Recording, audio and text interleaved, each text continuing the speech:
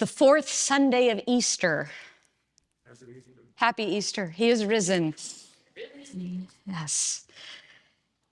Today, we're going to read, it's the lectionary reading from the book of Acts, Acts 2, verses 42 through 47. It's sort of an odd little way that they've divided this, because really the first section of this is 37 to 42, but the lectionary starts us out at 42. So let me just give you a real quick recap of what's happening in those first verses.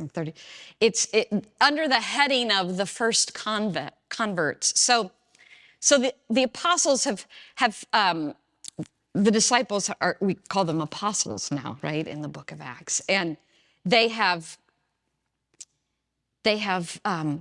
found a 12th member in Matthias. They have had these moments. They've had this what we will know. We'll come back to it at the end of this. At the end of May, we'll come back for Pentecost. We've had the Pentecostal moment where the Spirit aligns on them, and they are, they have now been empowered, and they have these folks that they've been working with who are inspired by them, who are really, really captured by the message of community and what it means to follow in the ways of that Jesus.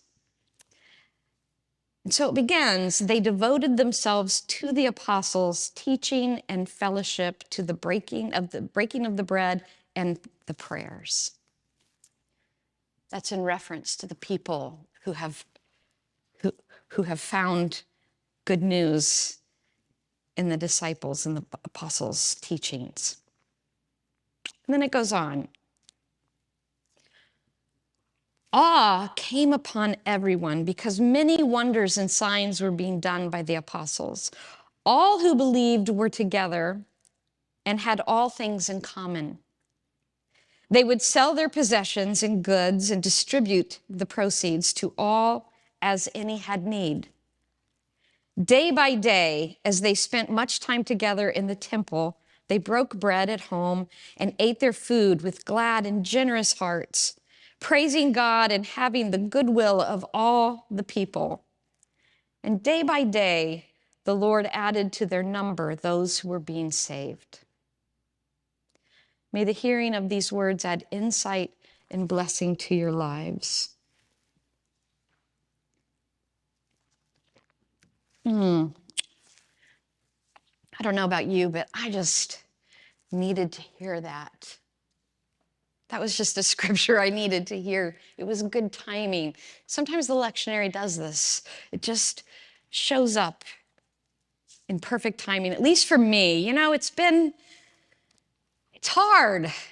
It's hard to turn on the news. Well, let's be honest. Let me just back up. I don't turn on the news every day. I don't have to, because it comes to me.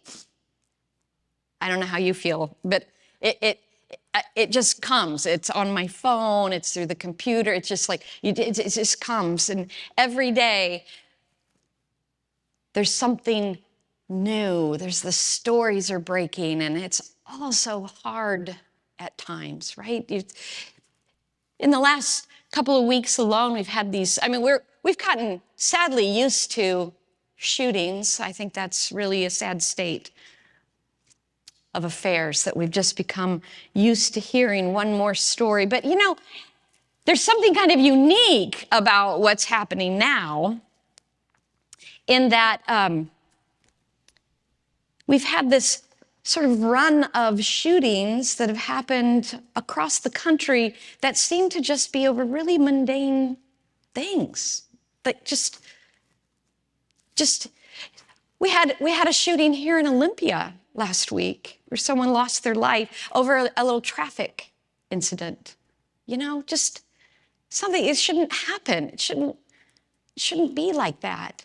The 5 people in Texas who were shot and lost their lives were over just a little dispute with the neighbor, just a simple, hey, would you mind keeping it down because we have a baby that's trying to sleep, and that was more than enough to set him off in a tangent. Like just these sort of, the young man who was going to pick up his younger siblings and accidentally went to the wrong house and rang the wrong doorbell, and was shot to death as a result. Like nothing, it's senseless. A woman who was turning her car with her friends, turning around in the driveway, in someone's driveway. Just, we do that. Who hasn't done that occasionally where you pull in to try to turn around? They shot her to death. Just this sort of senseless thing, this agitation, this intolerance for anything outside of what we like. It's troublesome. So I needed to hear this text today from Acts. I needed to be reminded what it means to be in community and to be set apart in a way that maybe has an effect on the world. You've heard that tone, you've heard that phrase that it sets the tone. You ever been in a situation where you could just see, like someone really set the tone, or they set the tone? I was thinking of this neighborhood I lived in Indianapolis, and it's just this little neighborhood downtown, nothing, I thought it was a sweet neighborhood, but there was nothing like particularly different about it than others, except that it was just really up the street, was really the neighborhood. It was just this one block. And there was these people that lived on that block. And they would I just started noticing after I moved in, things would happen, like got a lot of snow. I looked out my window one morning, it was snowed in, and had a cup of coffee, and it was kind of cold. And I look out and I noticed this couple out there all bundled up, and they're shoveling a lot of snow, with just shoveling in this big kind of roundabout thing in front of, like, so that people could. And then I watched, they went over to another neighbor who's sort of elderly and couldn't really get out, and they shoveled her walk. Nobody was asking them to do it. They just were out there doing it. So as I watched, after a while I thought, why am I just watching? There's a lot of work to be done out there. They're working really hard, and I'm standing here just being so impressed by how hard they're working. So I bundled up, and I got my shovel, and I went out, and I said, can I help? And they said, yeah. And we just worked together. And then another neighbor would come out, this able-bodied person could come out and working, and we went up and down this block in this neighborhood, taking care of those who weren't able to, clearing the street and laughing, having the best time, really had this sense of togetherness. It set a tone for that community, right? Because it didn't stop there. It wasn't just the snowy day. It happened, it was contagious. That was how the community began to treat each other, right? In that time, no matter what happened, no matter what was going on, there was just this sense of taking care of and watching out for and being kind to one another. And I thought that's, it's such a simple thing. Sometimes as a preacher, you think you don't want to, that's too simple.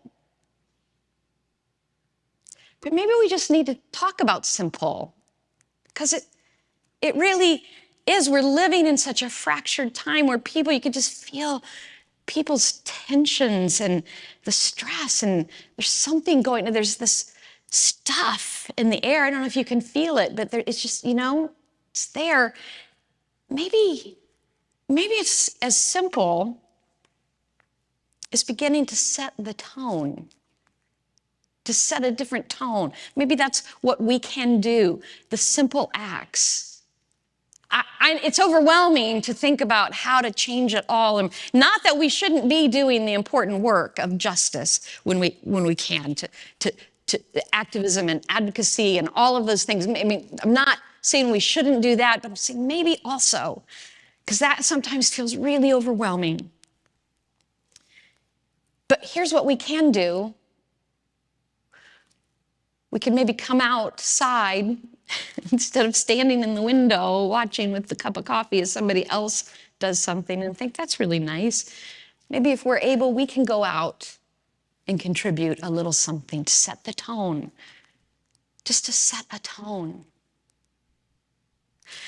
So on this fourth Sunday of Easter, I don't have any big message for you other than this is the way. That's from The Mandalorian. I love The Mandalorian. This is the way. If you haven't seen it, you should see it. But it is the way. It is. So we get this glimpse in the book of Acts in this moment. We get this glimpse because we've gotten a whole lot of views of the disciples fumbling and bumbling and saying, oh gosh, we think we don't get it, and messing, But in this beautiful, sweet moment, after Jesus has been crucified, he's been put into the tomb, he's been resurrected. As a reminder, the book of Luke, the Gospel of Luke and Acts are one book, right? So everything that happens in Luke happens in Acts in reverse order. So Luke ends with the resurrection appearance of the road to Emmaus. Then Jesus appears to the disciples, Jerusalem, and then he ascends. They watch him ascend. Now Acts begins with from the ascension, kind of going, now how do we take this out? So we have this sweet moment where they finally get it. They're doing exactly like all that teaching, all that time, all those fumbles and bumbles and all that, the denying, the disappearing and running and hiding, the betrayals, all of that stuff that's happened before. Now it's finally culminating and they get it. They get it.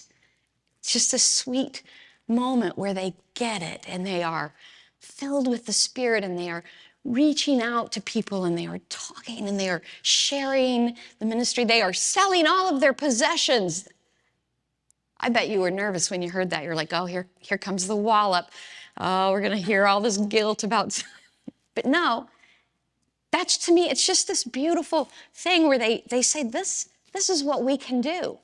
They sell their possessions. They hold things in common. They give to people as they have need. Such a beautiful line. As they have need. That's not the same as charity where we just assume the need, right? They give as they have need. That means they're in community. That means they're talking to. That means they're seeing a whole person before them and understanding and hearing what the need is. Just this beautiful, simple living together. And then it is in harmony. I just need to hear that. That felt so good to hear that all week and then again this morning, to just hear how just these simple acts set this tone of harmony. They get along. Things are good. Not that there isn't trouble. Obviously, there's struggle because some people have need, right? There's that. It's not utopia. It's that they are living with it together, life together. And they're not all living together either. They go home and they have their meals, it says. They spend their time in the temple, in worship. They go home. They're living their lives, but they're doing it with this tone of taking care of and paying and being mindful to one another. The empire hasn't changed. The empire's still there. In fact, it's probably getting worse. But you don't hear that in this little text because what we are focusing on now is just the simpleness